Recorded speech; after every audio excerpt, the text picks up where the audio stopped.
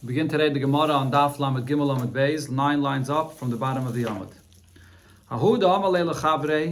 Someone says to his friend, "My boyis bahayara. What are you doing here in this property?" Like same as all the stories that the Gemara brought until here. Amalei, so he answers him, "Zavnis. I bought this property from you. V'achaltiya shnei chazaka, and I'm here for 3 years. I have a chazaka. I'm using this property already for 3 years. I see chat sadi the achla tlas shani. He brought only one witness to testify that he's there for 3 years. So what happens now? So in such a case, if you can only bring one witness that he's there 3 years, so that's not a proof for a chazaka. So the actual property itself, since he doesn't have edus that he was there for 3 years, he's going to have to return it to this one that was challenging his ownership, and that individual that's challenging his ownership has edim that he was the previous owner. He is the marakama. So if you can't establish that you have a chazaka on this field, you have to give it back to him. But now the question though is, this is the second pshat in the Rashbami, and most Rishonim learn this way. The question here is, what happens to all of those 3 years that you were here and you ate the paytas in this field for all this time? You were using the fruits, the produce of this property for all this time. What happens to all of that? There's an Eid Echad that said that you were eating here, that you used this all for all these 3 years. And what are you saying about that? You're saying, of course I ate it. It's mine. I bought it. So in a way, you're not really arguing with what the Eid Echad is saying. The Eid Echad is just saying that I saw you eating these fruits. And you're saying, yep, and it's all mine. So are you going to have to now return those fruits to this marakama, to the ma'ara that you're giving back the karka itself to? Just like you're giving back the field itself to him because you couldn't establish a proper chazaka on the field, do you have to give him back the paytas as well that you ate all this time? That's what the Gemara here is wondering. So Sover Rabbanan Kamed Abaye Lemheimar, the Rabbanan that were sitting in front of Abaye, they thought to say that Haino Nasche de Rababa. The case here could be compared to another story that's called Nasche de Rababa. A Nasche is a piece of silver, a bar of silver, that Rababa paskened about that. The story there was, there was an individual, the Chotaf Nasche Mechavre. He grabbed away a bar of silver from his friend. Asla Kamed Rabami, so they came to ask Rabami what the halacha here is. Havayasa Rababa Kamei, Rababa was sitting there when this question was asked by Rabami. And Isa Chatzade, so now the one that was grabbed away from him, he brought one witness, the Michtaf Chatva Minei, that this individual grabbed away this bar of silver from him. And Amalei, and the one that grabbed it said, true, Chatvi, I grabbed the silver. But Vididi Chatvi, the reason I grabbed it from him is because it was mine. He's the one that stole it from me, and I just grabbed it back. Okay, so now you have one witness saying that you actually grabbed it, and you're not really contradicting what the Eid Echad is saying. You're saying, yeah, I did grab it, but what I grabbed is mine. So what happens now? So before we see the Gemara inside, what's the halacha usually in a case where you have an Eid Echad testifying against you? In Bezdin, you have to swear, shvua. You have to swear to back up your claim against that Eid Echad. In this case, though, it's going to be difficult. The psak din over here, as the Gemara will explain, is going to be difficult. What do we do? So the Rashbam explains that if you would change one detail of the case here, then the halacha would be clear. For example, if there would be 2 eidim that say that you stole this piece of silver, you can't just come and claim that what I stole was mine. When you grab something, you can't just claim it's yours. You're a gazlan. The person you grabbed it from is the one that has the chazaka. A person has a piece of silver in his hands, and now there's 2 eidim that you grabbed from him. So you're the gazlan. He is the muhsik. He has the ownership over it, and you have to give it back to him. That's if there were 2 eidim. If there's only an Eid Echad, if there's no eidim here at all that you grabbed from him, so then even if you admitted that you grabbed it from him, but then you'll be believed to keep it, even though you admitted that you grabbed it from him, because you could have just simply denied the whole story. You could have said, I never grabbed this from you. This piece of silver is mine. There's no eidim that I ever grabbed it from you. So that's a migu, basically. He could have simply said that I never grabbed it. So even now when he says that he did grab it and what I grabbed is mine, you can keep it. Now, if another option of how this scenario could have played out, the Rashbam says, what would have been if the Eid saying that you grabbed it from him, and you're standing and screaming, it never happened. You're contradicting the words of the Eid Echad. And you're saying, no, I didn't grab it. So then the halacha would also be clear. You swear to contradict what the Eid Echad says. When the Eid Echad says that you grabbed it and you're coming and saying, no, I did not grab it, so then you have to swear against what the Eid Echad says to back up your claim. Over here, though, in this case, there's an Eid Echad saying that you grabbed it. You're agreeing to what the Eid Echad is saying, but you're just saying, well, what I grabbed is mine. So what's the halacha in this case? So what can they swear? So in such a case, well, as we'll see, you can't swear. Let's see it in the words of the Gemara inside. Omar Rabami, so Rabami says, and again, Rabami is sitting here, and Rab Abba is sitting in front of Rabami. So Rabami says, Heiche nedainua daini lahai dina. How should judges paskin in such a case? Li shalem, shall we say that he should pay because we have over here an Eid Echad that says that he grabbed away this nascha, he grabbed away this bar of silver from his friend, and and he himself is actually admitting to that. He's admitting that he grabbed this. And so once he's admitting that he grabbed it, he can't now say that, I grabbed is mine. If you grab something from someone else, that's a gzeila. He's the one that has the chazaka that it says, and you grabbed it from him. So therefore, give it back. But no, you don't have to give it back. Why? Because leket trei sadi. There are no two eidim that are saying that you grabbed it from him. It's just one aid that's saying so. So even though you're admitting that you grabbed it, but because there are no two eidim that are saying that, seemingly you would say that you have a migu that you could have said that you didn't grab it. So even now when you say that you did grab it, you should be believed that what you grabbed is yours. So the Gemara continues, if so, since there's no two eidim that are saying that you grabbed it, and you would think that you have a migu to be believed that what you grabbed is yours, lift today, so shall we say that this person is totally potter, he's believed to say that what he grabbed is his, doesn't work either. Because ikachat there is one aid that's saying that you grabbed it. So if there's one aid that's saying that you grabbed it, you can't come and claim that you did not grab it. If you would come and claim that you didn't grab it, what would happen then? You would have to swear against the aid that's saying that you did grab it. That's always a halacha of a shvua in a case where Eid Echad is testifying against you, so you would have to swear. So you can't pat to this person. You can't say he has a migu that he could have said that he didn't grab it. On the other hand, so a third option, shall we say, lishtaba. So just like if he would have claimed that he did not grab it, so then the halacha would be that he has to swear against the Eid Echad that is saying that he did. So now that he's saying that I agreed to the Eid Echad that I grabbed it, but what I grabbed is mine. So let him swear that that's the case. But he can't, because he's agreeing to what the Eid Echad says that he grabbed it. Since he's agreeing that he grabbed it, so then the halacha in this case is similar to a person that is a gazlan. Just like the halacha by a gazlan is, a gazlan, person that we know as a gazlan, cannot swear because we don't trust his shvuah. So too, this individual here that says that yes, I grabbed it, but what I grabbed is mine, he cannot swear in this case because the Rashbam here says, the pasuk that you learn out the halacha of shvuah by Eid Echad, from there you see that you only swear in a case where you're going against what the Eid Echad says, when you're contradicting the words of the Eid Echad. If what you're saying is not contradicting the words of the Eid Echad, there's no halacha of a shvuah. So there's no possibility for you, there's no obligation, and there's no possibility for you to swear because you're not even contradicting the words of the Eid Echad. So therefore, Abami is saying, how are we going to paskin in this case? We can't be mechayiv him to pay, we can't pater him, and the halacha of the shvuah of the Eid Echad does not apply here either. Somebody trying to take out these words actually, where the Gemara uses this expression of havalei kegazlan, because it seems like the Gemara is saying that he can't swear because he's a gazlan. But that's not really what the Gemara means to say, because we don't know verified really that he's a gazlan. There's only an Eid Echad that's saying that he grabbed it, and he's still standing and screaming that what I grabbed is mine. Somebody's trying to take it out. What the pshat is, like I said, that because he's being maided that he grabbed it and he's not contradicting the words of the Eid Echad, the halacha of a shvuah does not apply here. So now it's not clear how you paskin in this case.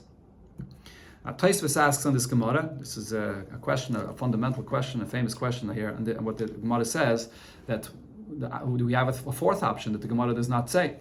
Let this person actually swear that what he grabbed is his, even though the halacha of the shvuah to go against the Eid Echad does not apply here, but let him swear that what he grabbed is his. And once he does that, now he actually has a migu that he could have said that I did not grab this at all. The problem that we said is, the reason why this person does not have the migu that he could have said that he didn't grab it at all and then be potter is because if he would have said he didn't grab it, he would have to swear. Because then he is contradicting the Eid Echad that says that he did grab it. So he would have to swear. So if so, let him swear now. Let him swear that what I grabbed is mine. So that shows his readiness to swear. He has no problem with swearing to back up his claim. So if he's ready to swear, so then just like if now when he's saying that what I grabbed is mine, he's believed with the shvuah, so he should be believed fully and to be patur with that shvuah, because he could have said that I did not grab it, and then with the shvuah he would have been believed. So he still really has a migu in that case where he's ready, if he's ready to swear.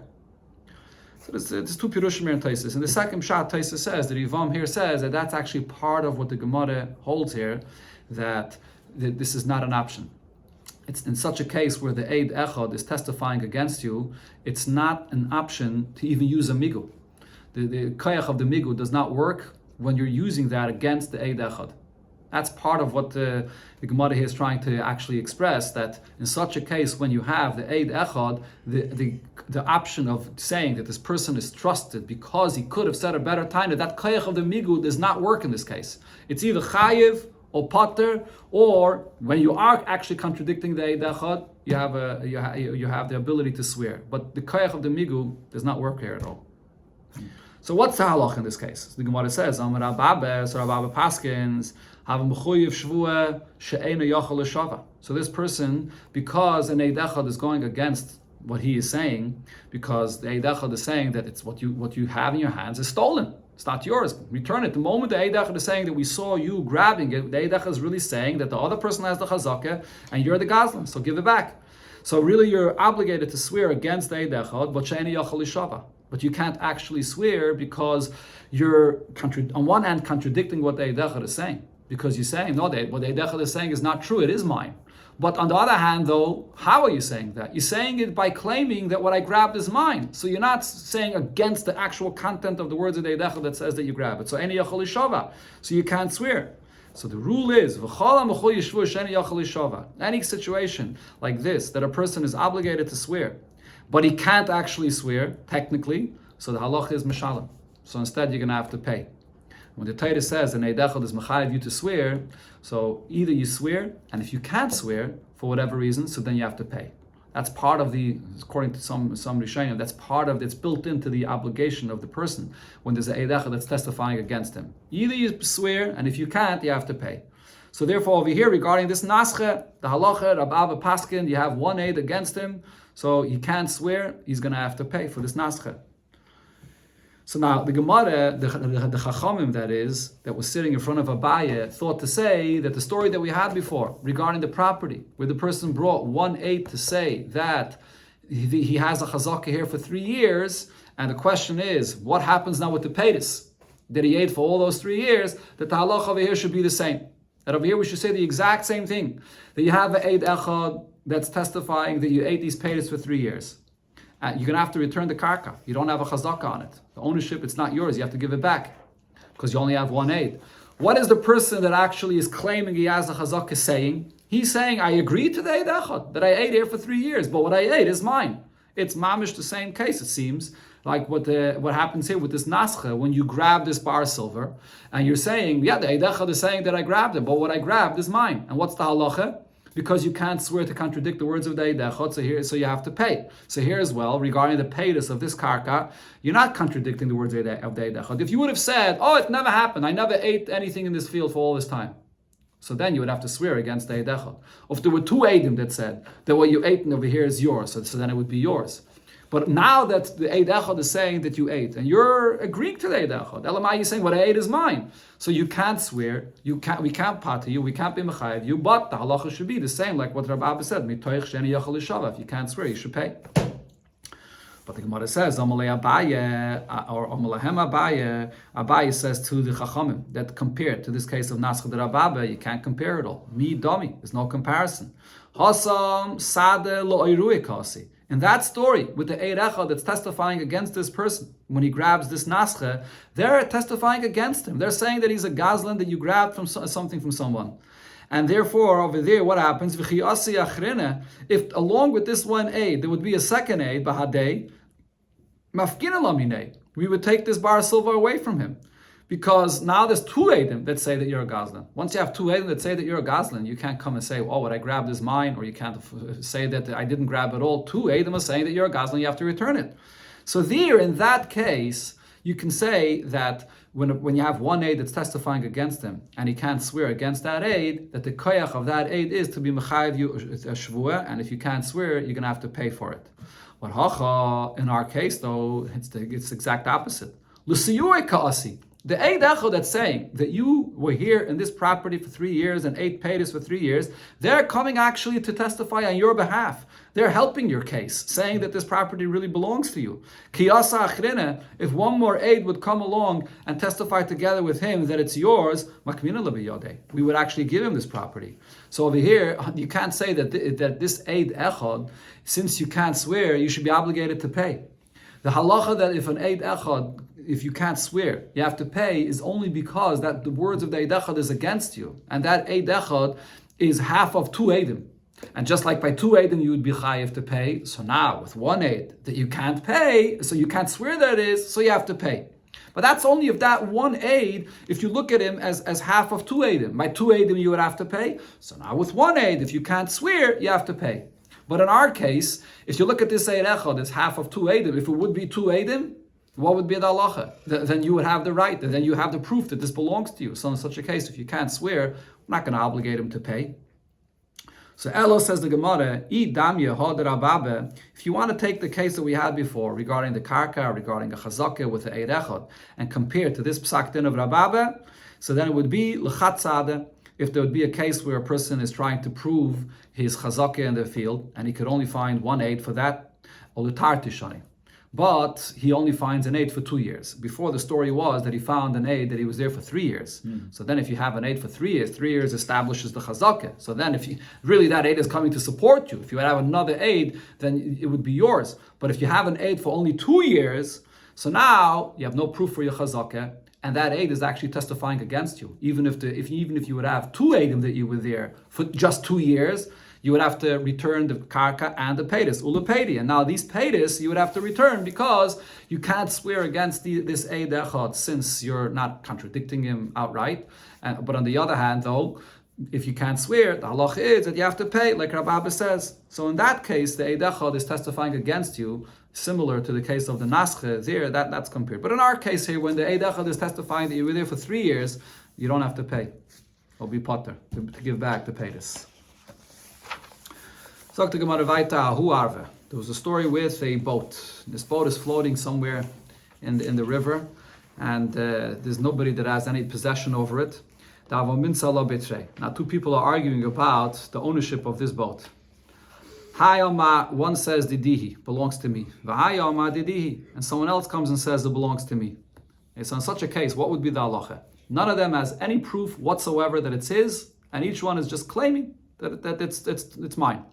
In such a case, the Rashba Amir says the halacha is, as we'll see, the continuation of the Gemara later says, kol da'olam govar, meaning that any of them, whoever is stronger, he's the one that can possess it and have ownership over it. They have to fight it out. Bezdin has nothing to do with in such a case. Bezdin can't mix in because none of them has any proof. Right, so, and here Tosfos is a big arichas here, and this Tosfos about this Gemara. Then one of them will bring an aid that is chotaf, and we'll go back to the other side.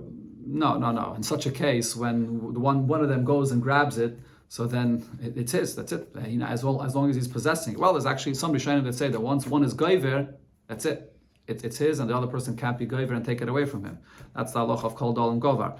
But I was going to say that Tosfos over here says that this is different than the first Mishnah in Bava Basra, where it says shnai meichsim betalis. And there also you have 2 people. None of them have any proof, and each one says kula shali. It's all mine. And there the halacha is, what do? Yachloike, we split the talis. Here, though, that's not the halacha. Here, when each one is claiming that this boat is mine, the halacha is they can fight it out. Whoever grabs it, it's his fully.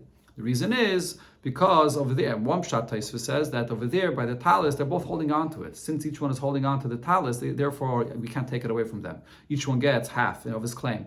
But in our case, it's a boat that's floating out in the river. Nobody has any connection to it. No one has any chazaka over it. Here, in such a case, there's no reason to give each one half. And over there, the halacha is kol da'olam govar. Okay, so now the Gemara says, Asachad minayu beitina.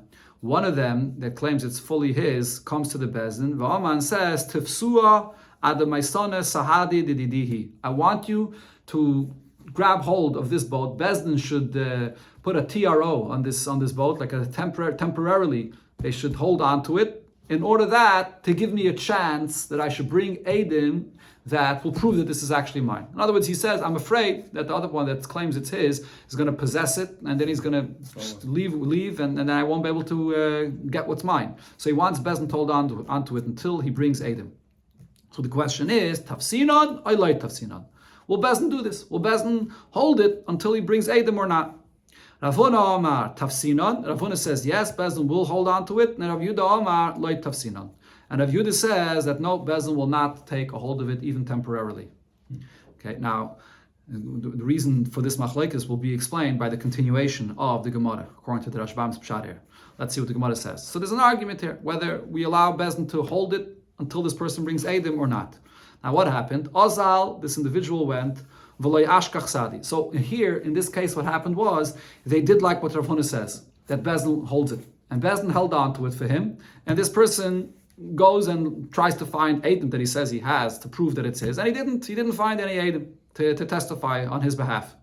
So now, Amaluhu, so this person says to the Bezdin, Afkua, I couldn't find Eidim, so now release it. Put it back into a position of hefker. Leave it out, and the chol dolam gava.